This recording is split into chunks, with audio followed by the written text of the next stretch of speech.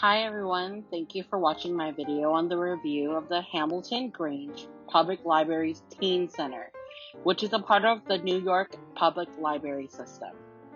The New York Public Library System is one of the nation's largest public library systems that services over 17 million patrons a year within the Bronx, Manhattan, and Staten Island communities.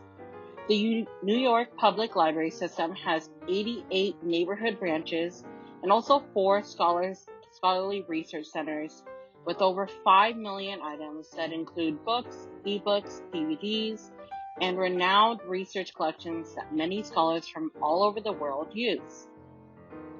The Hamilton Grange Public Library is located in now Harlem and offers programs for adults, teenagers, and children, and provides lifelong learning materials for new adult learners, and has meeting space that is used by neighborhood groups.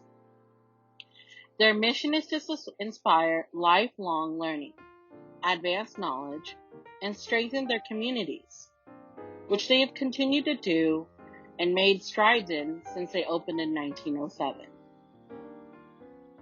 In addition to making strides in their community, they have also dedicated time and effort in developing the Hamilton Grange Library Teen Center. Their Teen Center serves as an asset to the community and bridges the digital divide that is occurring within the community. The development of the Teen Center was made to serve teens within the area within the age groups of 13 to 17 years old. The Hamilton Grange Teen Center is located at the top floor of the Hamilton Grange Library, which is one level above the Children's Library, and the first floor of the library is considered the adult area. The teen and young adult area used to be shared with the first floor adult area before the third floor was dedicated to teens.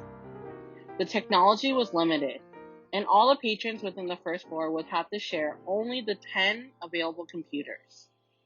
The staff at the library had noted that the teens and young adults at the library had to compete for access to technology and space to learn. And also the information and book collection was limited for teens and young adults and left little to no room for expansion. It definitely was clear that there was a need for development of a teen center within the library. The development of the center eventually was funded by the Star Foundation, Arnold and Arlene Goldstein, and the Hess Corporation. The teen center eventually ended up costing about $1.8 million to finish, but the end result was exactly what the library and the New York library system wanted. The Hamilton Grange Teen Center developed a center that was divided into specific zones that fostered small group interaction and socialization. And this also had a visibility where it maintained across the entire floor, so staff could ensure that any teens that needed any help with anything were able to access help or see someone that they could get help from. When patrons first walk into the Teen Center from the stairwell, they are welcomed by the reference and service desk, which is to the right of them.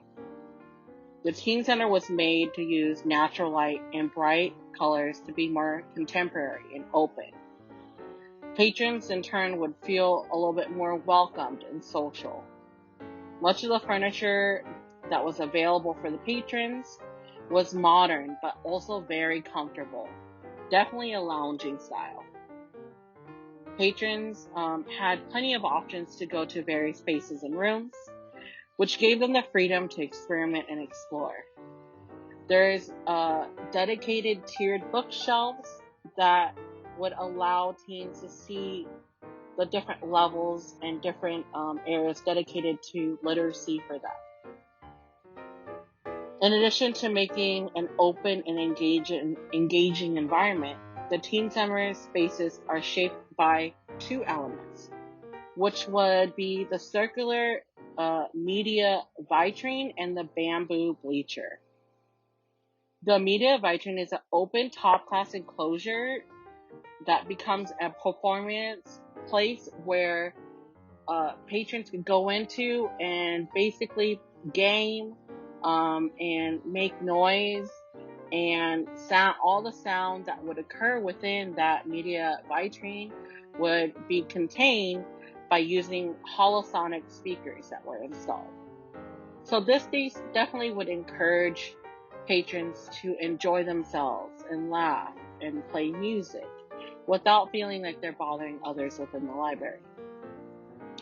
Outside the circular media center or the media vitrine, patrons had access to large chairs where they could lounge. There was an X-shaped table, which is known as the X bar, and they could go there to access technology like computers. In addition to the X bar, there's also a snack and chat, which is an area where patrons are encouraged to snack and talk to each other and socialize, which is definitely not common in most libraries. There's an exam prep zone where teen patrons can go and have a little bit of privacy and quietness to study. There's a high back reading lounge, and there's a central L lounge, which can roll away for formal presentations. So this L lounge lays right in front of white bleachers. These white bleachers can be used for a lounging area, but also can be used as a performance area. This is also right in front of a whole bunch of windows, which makes it super well lit and opening for patrons to go and sit and access. Many libraries don't have access to space like Hamilton Grange Teen Center has. So the development of the performance area definitely has encouraged patrons to be innovative, artistic, and socialize with other patrons there. One of the main things that led the Hamilton Grange Library to success was definitely focusing on previous experiences of development of teen spaces at other libraries within the New York library system. By focusing on what teens want and having them involved in the development of the teen center eventually encompasses all the ideas of innovation, learning, experimenting, empowerment, and involvement, and also basically fulfills the Foursquare model. A review of the Teen Center has proved that the Hamilton Grange Public Library has considered teens and their needs.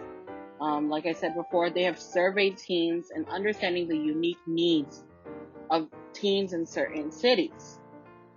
The space has shown that the library has intention, and by having intention, it demonstrates value to teen patrons.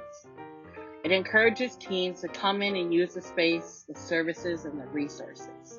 By having a dedicated space, 26% more teens will come in and use the library. By also dedicating staff to the space, it also shows that teens are not a nuisance, that they're welcomed, and it's a safe place where they can learn and thrive. So, at the end of my review, the Hamilton Grange Public Library Teen Center has fulfilled meeting patrons' needs, has fulfilled the 4-space model. My recommendations include, as time continues on, to invest in new technology. If that is not possible to invest in things like AR or VR technology or tablets, then continue to have discussions with the teen patrons on development of programs that may be beneficial to them. But the space has been created in the best way possible to meet the needs of the community and the teens. It definitely is a state-of-the-art teen space that welcomes teens from all over, but specifically focuses on inspiring teens and bridging the gap on that digital divide that is occurring within New York. So thank you so much for joining me on my video and my quick review and video tour of the Hamilton Grange Public Library's Teen Center. If you have any questions, please go ahead and comment on my discussion post. I would love to answer any of them. And thank you so much. Have a nice day.